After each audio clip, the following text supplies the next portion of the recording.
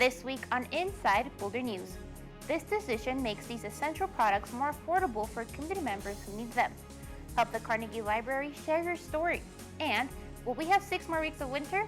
Flatiron Freddy has the answer. Welcome to Inside Boulder News, your source for all things Boulder. I'm Jocelyn Avendaño. Buying menstrual products and diapers is about to get a little bit easier for community members living in the city of Boulder. Beginning February 18th, sales tax on feminine hygiene products will be eliminated. Late last month, Boulder City Council gave the green light for menstrual products, incontinence products, and diapers to be exempted from the city's sales tax. This decision follows a state of Colorado law signed by Governor Polis last August to end the state sales and use tax on feminine hygiene products and diapers. A lot of low-income families in Boulder are struggling to just make ends meet, and with impacts from inflation, impacts from COVID, they're just paying a lot more for items, household goods, and personal care products at the grocery store. And this initiative is really going to help people at the checkout counter when they go to get these quite essential products that are also quite pricey. This decision makes these essential items more affordable for community members. According to the Women's Foundation of Colorado, an individual can pay up to $15 a month for period items. For families and diapers, that's about $75 a month per child. As part of this process, we did engage with, reached out to, and heard from several nonprofit leaders and community members from groups that serve teens all the way up to older adults, and there was just very, very broad support, and we just appreciate those people taking the time to reach out and to share their input with us. It was a very helpful part of the process.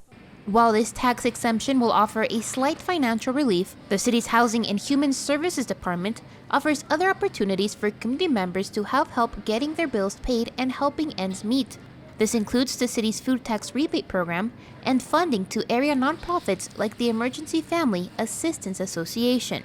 The exemptions are set to take place later this month on February the 18th. Staff is currently working to submit notices to impacted businesses so they can make necessary changes to their point of sale systems. For more information on this tax exemption and to learn more about financial assistance in Boulder, please visit the city's online newsroom. Boulder Public Library's Carnegie Library for Local History needs your help to document the COVID-19 pandemic. Archivist Nicole Dostimo tells us how you can share your COVID stories with future generations. Boulder Public Library's Carnegie Library for Local History wants your help to document the COVID-19 pandemic. The COVID Community Stories Project is an initiative just to collect and preserve people's stories from across Boulder County about their experiences during COVID. We got a lot of questions at the beginning of the pandemic, people looking for stories about the 1918 Spanish flu, and I found that we didn't really have great answers for those questions.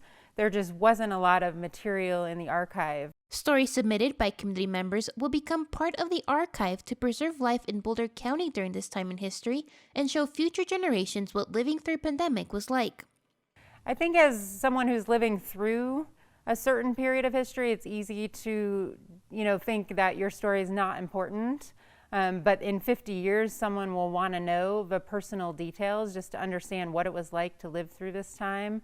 I also think the reason people were searching for stories from the 1918 Spanish flu is because there's just this impulse to say, how did we survive this before? Community members are encouraged to fill out the questionnaire through the month of February. Completed questionnaires will be available for public access in the Carnegie Library archive and website. My goal with creating the questionnaire was getting as many different stories as possible.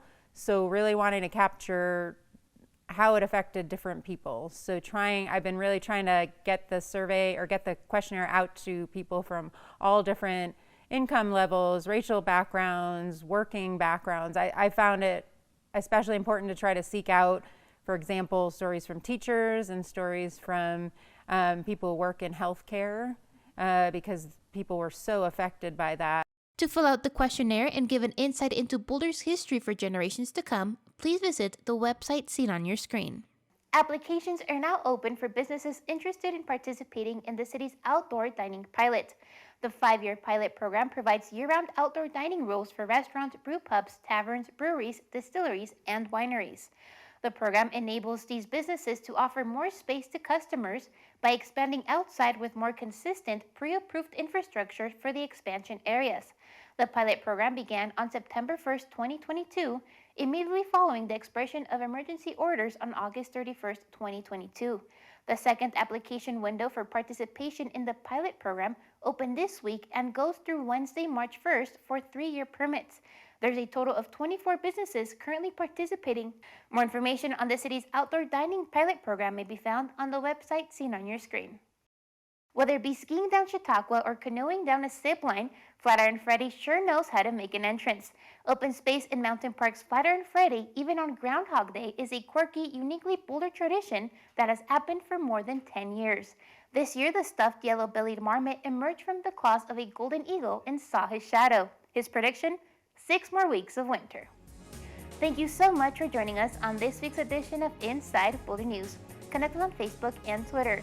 You can also sign up to receive video updates right in your inbox. Just go to boulderchannel8.com and click on subscribe. And be sure to check out the city's online newsroom for the latest city news. We'll see you next time.